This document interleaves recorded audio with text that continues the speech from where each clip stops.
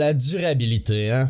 C'est-tu pas beau ça, hein? L'idée de pouvoir continuer à vivre toujours au même niveau de vie, à pouvoir se développer même, à croître en tant que personne, que société et que business.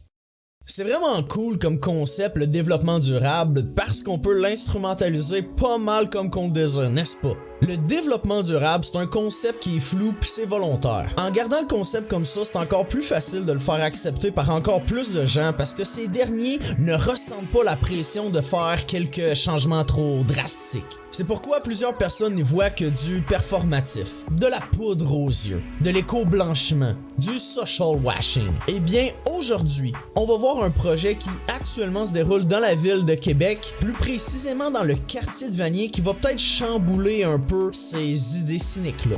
Vanier, là, c'est un quartier que plusieurs considèrent comme laissé pour compte par l'administration de la capitale nationale. Depuis longtemps, des organismes comme La Ruche, le conseil de quartier et plusieurs citoyens et citoyennes décrit les conditions déplorables de ce secteur entouré par les autoroutes où la pauvreté est grandissante. La sécurité alimentaire est en chute libre et des problèmes de santé ne cessent d'augmenter à cause de la pollution directement liée à la surutilisation de l'automobile individuelle et au manque de canopées.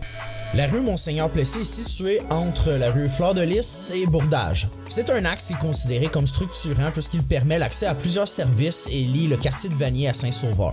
Toutefois, les citoyens et citoyennes, principalement via leur conseil de quartier, ont émis des commentaires quant à la sécurité et au confort qu'ils ou elles éprouvent lorsque ces personnes l'utilisent, notamment en ce qui a trait au déplacement actif.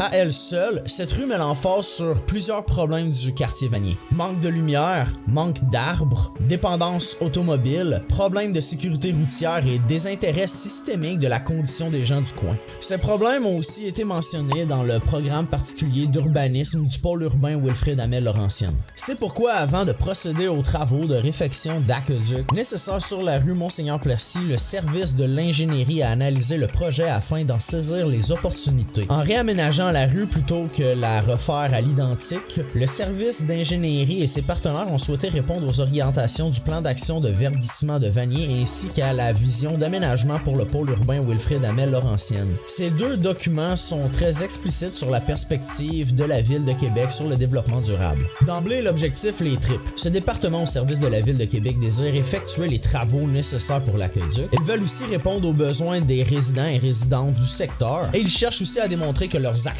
sont au diapason des idéaux de durabilité qui sont présents dans les divers documents officiels de la communauté métropolitaine. Ainsi, un plan de réaménagement a été mis sur pied. Ce dernier va même plus loin puisqu'il cherche à impliquer la population directement. En effet, 4 étapes de participation se sont déroulées. Une rencontre entre l'équipe de projet et le conseil de quartier, un questionnaire en ligne auquel pratiquement 400 personnes ont répondu, un atelier d'échange où il y a eu 42 interventions et finalement, une séance d'information au cours de laquelle l'équipe a montré de quelle manière les craintes et commentaires des citoyens et citoyennes ont été pris en compte. Avec les résultats du questionnaire, 3 scénarios ont été produits et lors de l'atelier d'échange, les citoyens et citoyennes ont pu se prononcer sur le sujet. Ce savoir citoyen a mis l'emphase sur le manque de stationnement dans les plans, le besoin d'améliorer les conditions pour la sécurité autant en été qu'en hiver et la nécessité de prendre en considération la mobilité réduite. Finalement, le concept final reprend les points qui ont été mentionnés.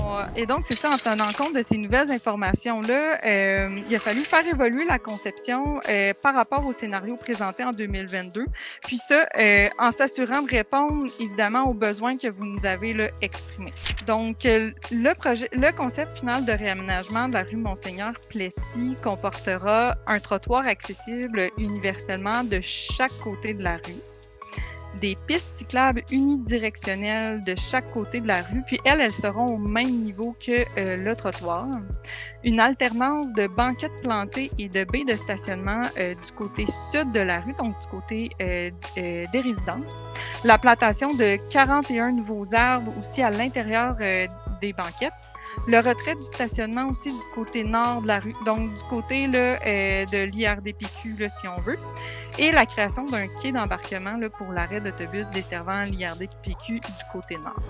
C'est vraiment rare de voir une convergence des intérêts et des discours de toutes les parties, et pourtant, à mon impression, c'est ça qui se passe dans ce projet-ci. En consultant les documents mentionnés plus tôt par Mademoiselle Despins, on voit un lien évident entre leur vision du développement durable. Dans le PPU, on peut voir que la vision est de faire de cet axe un lieu de travail, de service et de divertissement dynamique, habité et complémentaire au centre-ville, le rendre accessible par tous les modes de déplacement et le connecter aux quartiers voisins et favoriser l'émergence d'un milieu de vie attrayant et doté d'espaces publics conviviaux. La cinquième grande orientation de ce document est d'ailleurs de créer un environnement urbain agréable, sécuritaire et contribuant à la qualité de vie des usagers. En ce sens, le plan de verdissement est lui aussi cohérent puisqu'il met l'emphase sur l'augmentation de canopée et de la qualité du milieu de vie, notamment en lien avec le contexte socio-économique difficile, tout en favorisant l'amélioration des milieux existants et même en créant des nouveaux espaces. Ceci est au diapason avec les propos de l'ancien maire, Monsieur Labaume, puisqu'il mentionnait dans le plan d'action solidaire: le développement durable est l'approche la plus prometteuse et la plus juste pour faire face aux nombreux défis de notre temps, notamment ceux liés au changement climatique et ceux révélés ou exacerbés par la crise pandémique,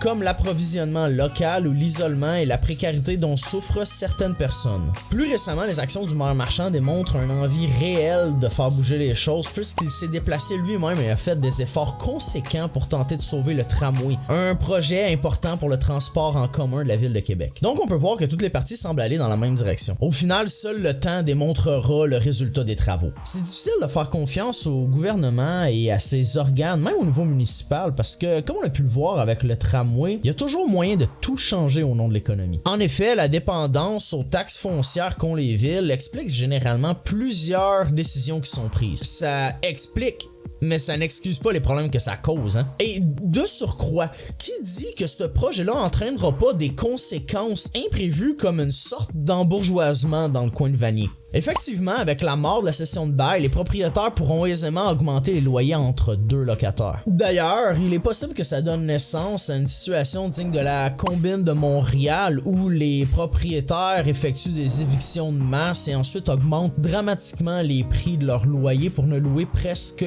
qu'exclusivement à des entrepreneurs Airbnb, mais ça c'est une autre discussion. En attendant, je vais essayer de mettre mon cynisme de côté et tenter de faire confiance aux professionnels. Cette fois-ci.